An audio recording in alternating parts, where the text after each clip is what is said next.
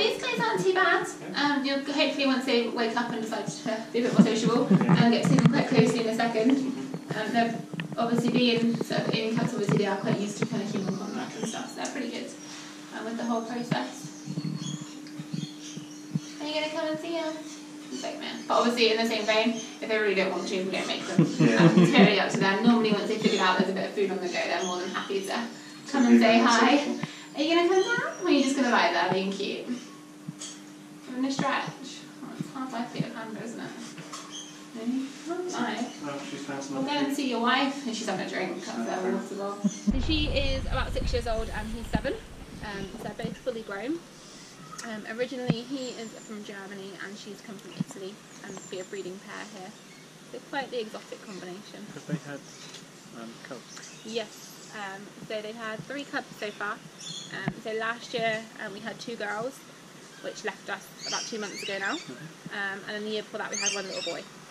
So they're doing quite well on the old breeding front. They seem to have figured out how it all works, which is quite nice. The first year we put them together, they didn't have any cubs, so we were a little bit concerned that, you know, because obviously it's very possible for them to be infertile or just don't fancy each other. But now they figured out what's going on, they're pretty good at it. Can you come down and say hello? Yeah, everything's very much in front of time. As and when they feel like it, you know, sit there and stare at us. As you're saying about breeding, another reason she is a bit more sheepish is she is quite heavily pregnant. Well, we're fairly confident she's quite heavily pregnant. There's not many easy ways to tell with a panda. It's mostly just down to weight gain.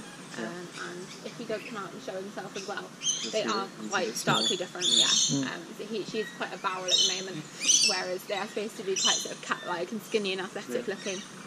Whereas when she moves, she is a little round panda. So either she's hogged all the food, or hopefully we might have some babies in the not too distant future. She is sort of due any time now. Oh wow! It's quite a vague window for due dates with these guys. Because you can't really figure out when they start. So. Yeah, so we do sort of get to see them mating and things like that, but even then, these guys they can delay implantation of their embryos and things like that if they want to by up to a fortnight.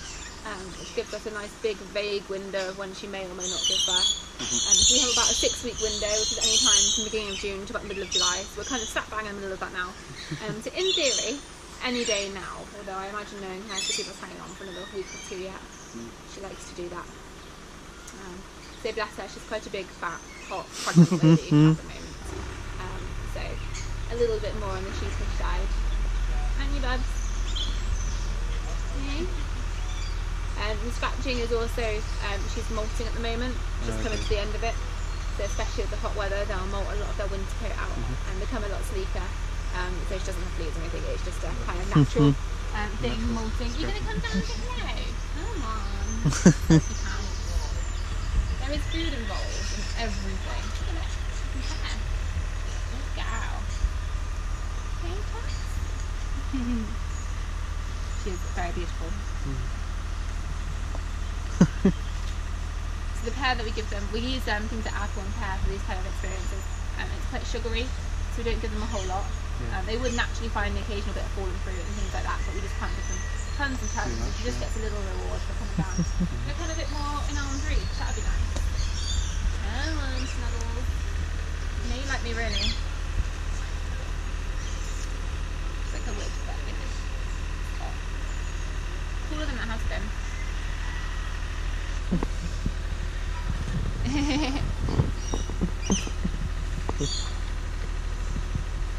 Would you like me to take the camera to get some shots of you doing it as well? Oh no, it's okay. You sure? Yeah, maybe in a bit. Not too worried about having your face on camera then? No, exactly. More worried about getting her on there. She's beautiful, isn't she? She's amazing. Hello, love. She's incredibly gentle.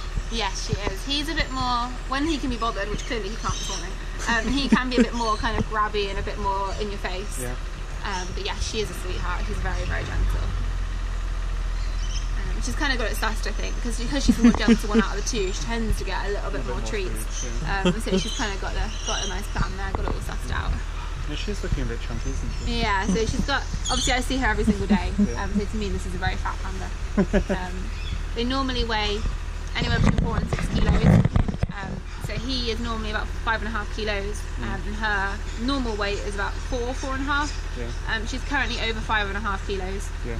So she is, for her, this is very heavy, isn't it, Tubbs? And also, when she does move, her belly is almost touching the floor now, which isn't normal. That's not how it should be. Apart from if hopefully there are lots of babies hidden away in there. They can have anywhere between 1 and 4. As I said, the first year we had 1 little boy, and then last year we had 2 girls. So you know, if it goes up, maybe we'll get 3 this year. Where have the cubs gone?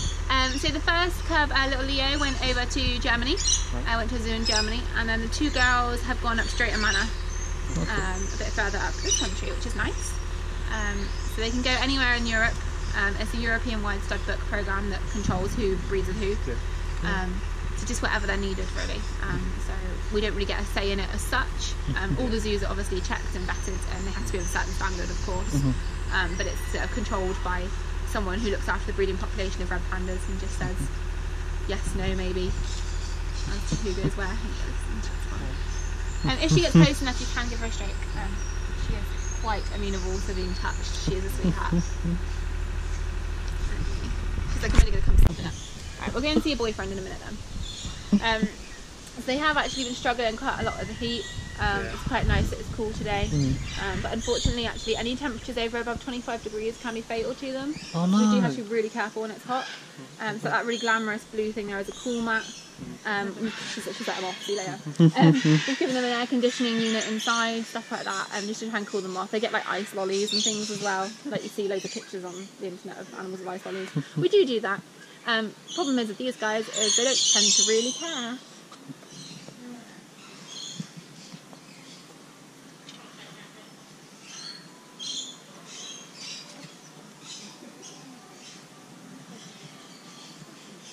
Boy.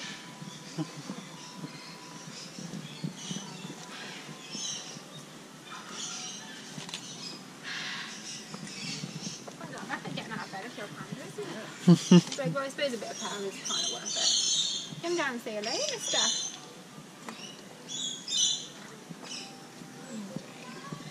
This is AJ, Agendra, is his full name. I should give him his full name.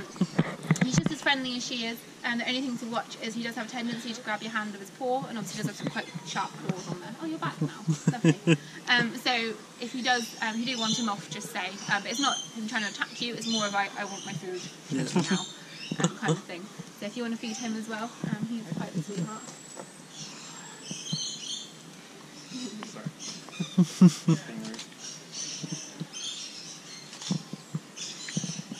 Oh, he's very soft, isn't he? Yeah, he's a bit softer than she is. He's got quite a soft chin as well.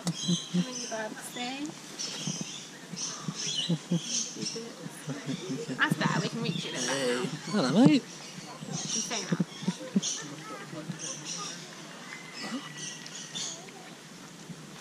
Nom nom nom. Yeah, you can give him a stroke. He'll probably just try and sniff you. It's more just like, is there food in that hand? Why are you? What are you doing? I want feeding. Yeah, I want feeding. Isn't it? Hello, Papa. Can I have some more? So yeah, he's as you can see, he's kind of a lot sleeker, a lot more willing to be lot more mobile than she is. She would rather sit there and not do a whole lot, whereas he'll almost do gymnastics for his food. Bless him. For a panda, this is pretty active, isn't it? Hey, this is about as good as it gets. As you probably guessed, the food is mostly what they're after. Once the food runs out, they won't be quite as excited to see it. I've got some bamboo as well, which they should come and munch. But this is the main attraction to them coming over to say hi to us. Unfortunately, I like to think they love me dearly, but it's just the food. Isn't it, mister? Hey? Only after one thing. Yeah. Food, food and more food. That's all you want in life, isn't it? Yes, exactly. And so obviously normally they would be sort of more like grazers. So we're giving them a relatively large amount of food in one sort of short go. So we'll just go back to sleep after this. So as soon as we're gone, another 5-10 minutes, I'll be back into bed. Which is fine. That sounds like a pretty good life to me, isn't it? Totally normal. We sort of feed them every couple of hours throughout the day. So they've been fed first thing this morning, and this is their second feed of the day. And then... Sorry, I don't have any food, I was lying to you. This is their second feed of the day. They'll get fed again lunchtime, mid-afternoon, and then before we leave. So they're quite... It's a stalky bit, that was why. So they're quite high maintenance. They get lots and lots of food. Can we unhook that? Yep, thank you. You? I know what your plan is. Okay, I know what your plan is. Trouble. Yeah, there's the last couple of little bits if you want to finish off. There you go. Oh, he's alright. I say it's not malicious, Yeah, it's no, just no, like no. I want food in my face. Come closer. Yeah, trying to lure you in, aren't you? Okay? Hi, handsome boy. I've only got panda cake left. It's not as exciting for What's you. the panda cake made of? So basically, bamboo. You'll probably guess. So their diet is like 98% bamboo. It's a hell of a lot. So this is more bamboo, more sort of like a ground up formulated version. So we're really lucky. Longleat is obviously a very big place, and we can get all our bamboo fresh from the estate. So I mean, literally like bamboo shooting up there like crazy. It's everywhere, which is really nice. It means we can give them more or less as much as they want. This is just a little supplement to make sure that they're getting enough, because no matter how much we give them, probably wouldn't be as much. Are you weeing and drinking? That's lovely. It probably wouldn't be as much as they'd have in the wild. So it's just a little bit of extra to make sure they're getting enough food, basically. There's something else we give them, but nowhere near as exciting as a piece of hair. Quite boring in comparison, in fact. But I'll just go and grab the bamboo because I think that's what she's looking at. He's off. Are you leaving now?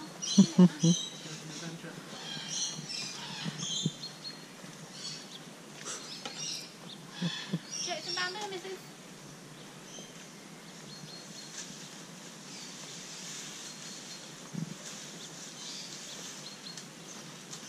Oh, you like that rustle, didn't you? You got bamboo? You want it? Just a little bit. Come on,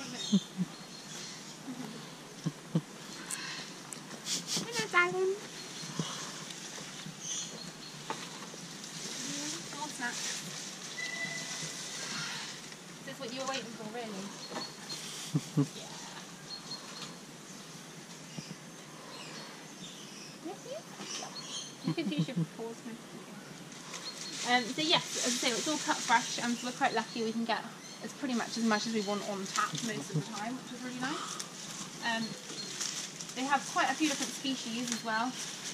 You can kind of see here there's a few different types of bamboo, and this little handful is probably about 4 different species, which is quite nice, gives them quite a nice selection. They have their favourites, so like what she's picked here is the really new shoots, and they're just coming out, which is the tastiest bit. So if you gave them a real choice and just put them in a bush full of bamboo, that's what they would pick first. Cool. And then work their way back from there. The tastiest bit. But we obviously give them a bit of everything to give them lots of different sort of nutrients, give them a wide selection. But like any good naughty child, they will eat the favourite bit first and then leave the rest until they decide that they're hungry later. Don't you? You can kind of see she grab it and hold it, and they've got a little extra bone in their wrist which acts as a false thumb.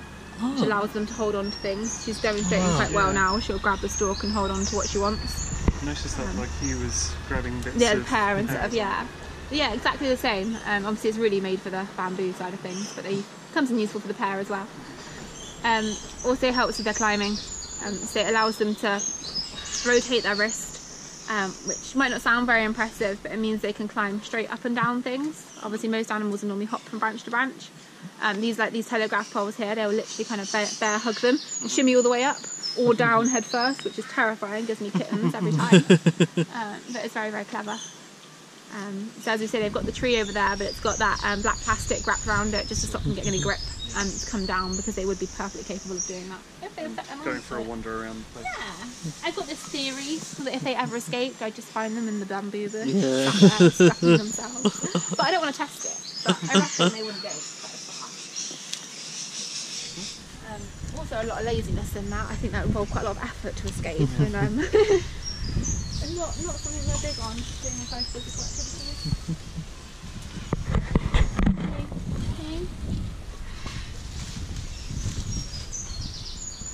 Did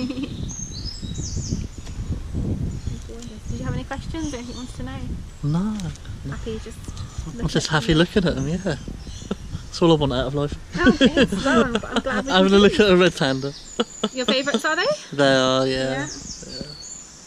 Every time I see them, it just makes me smile so broad. What about yourself? Always been a favourite? Yeah, Or? well, ever since I discovered them, yeah. Yeah. Like, and then I got. I just became a running joke in the office. Oh, really? My birthday present a couple of years ago was like a mug and a coaster. Oh, cool. So now you have a picture of you with the panda, and then that's it, completed. Going mug, I'm sure. Yeah. Oh, cool. Awesome. No, they are gorgeous. I mean, I work with them all the time, and still have people when I'm outside of work who say, what should you look after? Red pandas. What are they? Yeah, my parents it happens don't know all what the they time. But then usually once people see them, they then fall in love. So it's fine. Get a lot of people still, even obviously got the sign right outside, and they're like, is it a fox? I'm like, oh god. Much cooler, much cooler. Actually, I do have a question, which might be slightly more obscure. Try me, I'll do my Do best. you know that red pandas are the only species in their family and genus? Do we know of any other extinct species that are related? There are, I can't name them off the top of my head. Okay. But they're... anything about them? No, it's fine. I mean, they used to be quite widespread. So even there's been skeletons of similar animals found even in Europe. Yeah. So they have been quite widespread over the years. But it's like everything else, obviously. That's the one thing I always say to people, the fact you just said there. Ooh, don't fall off, my dear. Is that we wouldn't want to lose these guys. Obviously, being the last remaining animal of their genus, if they do go, that's the whole family that humans have managed to eradicate one way or another, which is quite terrifying. But from the little bit of reading I've done about it, it's one like most animals, they used to be very, very widespread, and they've just gone back into a smaller and smaller and smaller corridor, which is really quite sad. Yeah. But yes, that was going to be my next point. Obviously, you've totally beaten me to it. Sorry. As I'm sure you know, not related to the giant panda in the slightest. Just like bamboo. Yes, Fluffy. exactly. Obviously, the word panda roughly translates to bamboo eater. Hence, so these guys are red bamboo eater, and we've got giant bamboo eater.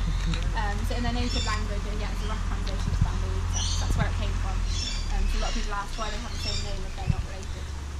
But that's all there is to it, really. A literal translation of bamboo eater.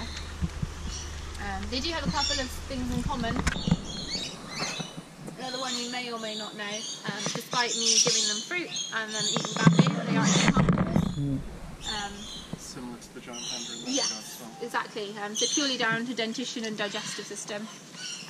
We do offer them meat here. They will eat a small amount of meat. We went through a stage of offering it every single week and never ever ate any, and it got to the point where it's just a waste, so we stopped. And then she started catching and killing blackbirds. So you wouldn't think she'd move fast enough first up, but apparently she does. Not great for the blackbird population, but quite interesting that they have that kind of instinct that they can go and do that themselves without any human intervention required. We still do offer her our pre-killed, pre-packaged meat. She does not appreciate that.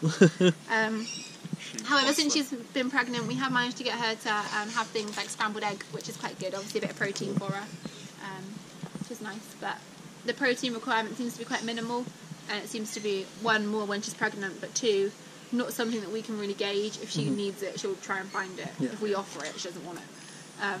So we do offer it regularly, but quite tricky to get them to eat it. In the wild, they would of course raid birds' nests, eat the occasional insect. We've tried insects here; they run away in the opposite direction. We obviously feed them to quite a lot of our other animals, so I brought them down on occasion just as enrichment. We tried sort of large locusts that jump. They were terrified. It was quite entertaining. Big wimps. So yeah, we just kind of let them get on with it, really. We can provide all the bamboo that they need and everything else. And then when it comes to sort of things like breeding, it's very much they do their own thing. With the locusts, will you not be concerned about them like escaping if they're scared? Yeah, so we do catch them all up. We just do one or two at a time and we catch them up. We won't let them sort of invade England, don't worry too much. Eat all the bamboo. Yeah, so we bring them down, but we're always here to sort of keep an eye, and it's pretty obvious if they're not keen on something, we grab it back up again. It's a bit like this lovely pile here, which doesn't look too glamorous. That is camel hair, which we brought down for a bit of enrichment for them. Quite interesting because we lumped it around the enclosure in piles. Yeah, well, we lumped it around in piles, and they were really wary of it. from what I can tell, it appeared that they weren't sure if it was alive or not. Because her in particular, she came up to it and was poking it with her paw to see if it would move, see if it would do anything. And then we've left it in so that she can use it as nesting material if she wants it. She apparently doesn't, but it's there if she needs it. Which is nice. There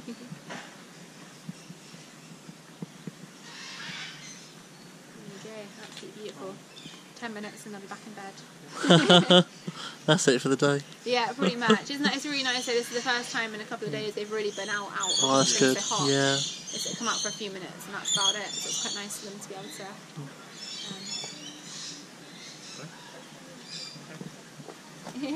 Yes, by all means, get all the pictures in the world. Absolutely fine. Just have his little head popping up behind the panda. Oh, okay, that's cool. I can't promise she's going to pose for you though. Which one are you going for? Other way? If he does walk away, it's nothing personal.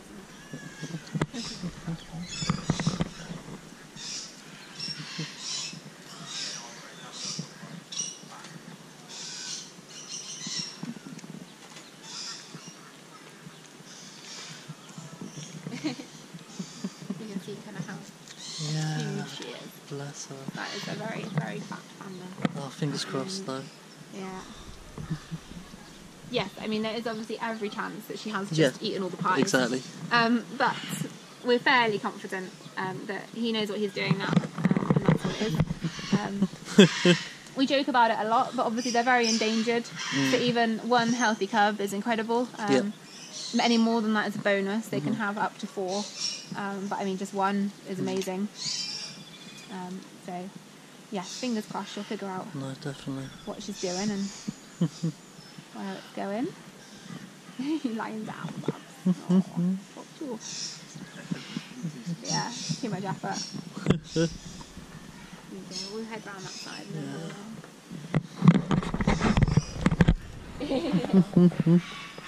Probably just because he wouldn't have seen me coming. Put on your phone if you're next to her. I think the missus has got it covered. Yeah. Lovely. You sat in the most unflattering position. Lied out. In the last few days she's been doing, you can see it a lot if you ever googled red pandas, get a picture of them with their arms over the branch. She does that in real life. It's really bless. cute. Her big belly kind of hanging over either side. But obviously, yeah, brilliant way to cool off.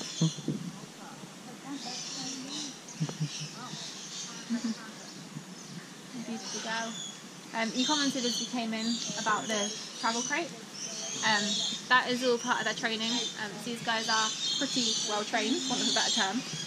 We do a lot of successful target training, which is all positive reinforcement. So if they want to partake, they get rewarded. If they don't want to partake, there's no negative outcome or anything.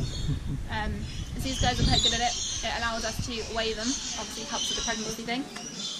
Also allows them to put them in the box safely without any anaesthetic or anything like that. So that's something we've been working on for quite a while because originally they would have both come here in boxes and they see the box as quite a scary thing. A bit like if you've ever had a cat, you know, you get a cat box out and they leg it generally. Same with these guys. And so it took months of us just leaving the box in here to become a boring, habituated item of furniture. And then we worked up from that to them now they'll go in it and we can pick the box up and let them out again and have no problems. Which is obviously really useful for if they did have a medical emergency or anything like that. Also, of course, you guys have come in and, to a certain extent, been able to stroke them. Depends on how willing they're feeling. As lovely as that is, we don't obviously sit here all day and stroke them. We let them kind of do their own thing. But it does help, again, with training. So she doesn't know that you're not 2 vets that come in to look at her right now. So if you can get really close to her, touch her and feed her, again, a lot easier than anaesthetics or anything like that. If we did need to, of course, we would look at anaesthetising them or whatever else. But obviously it's the sort of thing we want to avoid just for routine health checks. They are a fair size animals, so obviously could be relatively dangerous to us if cornered. Generally they'll just run in the opposite direction, but on the odd occasion when we have had to have close contact with them, they have got a big set of teeth and big set of claws. So for their safety and ours, it's quite nice to be able to work together. I like that. Her in particular, she'll come and we've got a special stand made for her so she can stand up and we can check her tummy. obviously for now, but also after she's given birth, check everything's okay and look at all the bits.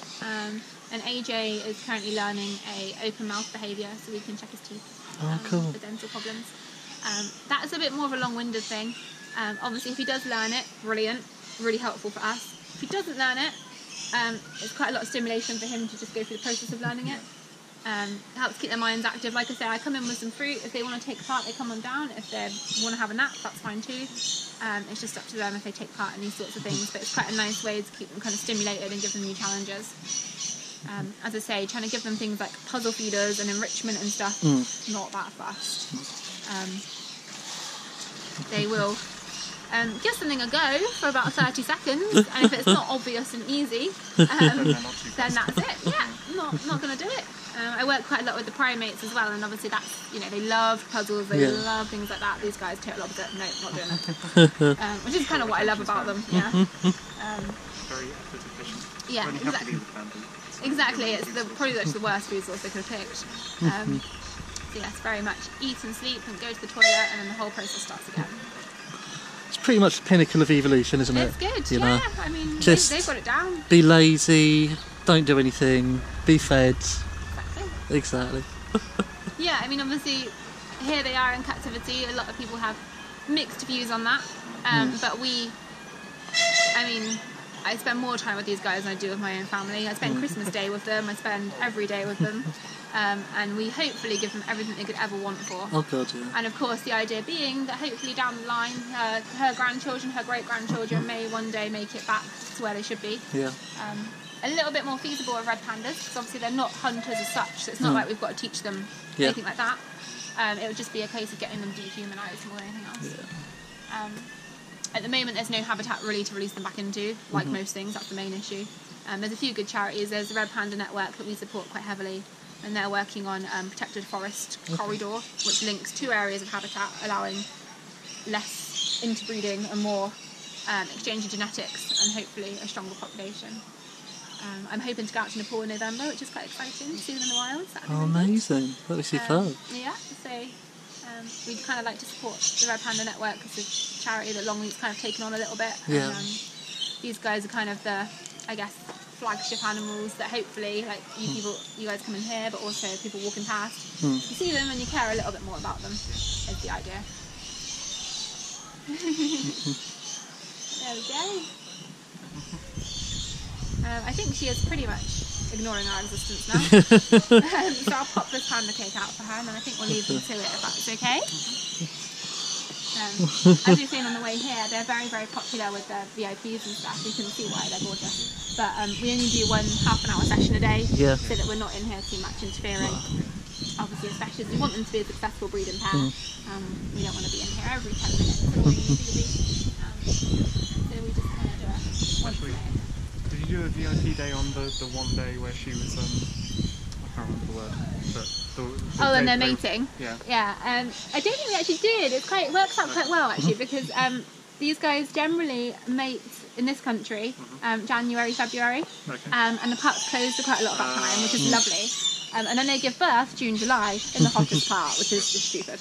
But the mating part works quite well. Obviously, when she has babies, it just complicates things slightly. It's a tricky one. She'll just be in the nest box with the babies doing her thing. We try and keep the routine the same as much as we can for Dad, because especially the first year, we're like, oh my God, baby panda, oh my word, leave him alone, which is fine. But obviously, poor Dad sat there like, well, what have I done? There's no one here. Where's my, you know, like, exactly. I mean, obviously he's still got fed, but we're sort of, you know, put them on too much of a pedestal. And she's disappeared, we've disappeared, and poor Dad sat there like, well, what have I done? Where's everyone gone? So we try and keep the routine the same as much as we can for him. But obviously it's like no interaction with her, really. Especially the first couple of weeks after she has the babies, we won't even see her. Does she not even come out to food? She will, but just when we're not here. So we do things like set up cameras and stuff and keep an eye on her. But at the beginning, she'll generally be in with them, you know, 95% of the time. Pop out for food and water, but it's generally in the evenings once the park's shut and it's nice and quiet, which you can totally understand. Yeah, and when it's cooler as well. Yeah, but she does everything. I mean, she'll even consume the cubs' poo, so there's literally no need for her to leave that box as much as possible. She'll be in there the entire time. So after the first couple of weeks, she gets a bit more lenient on that, and we'll start seeing her out a bit more. But when they're teeny tiny, she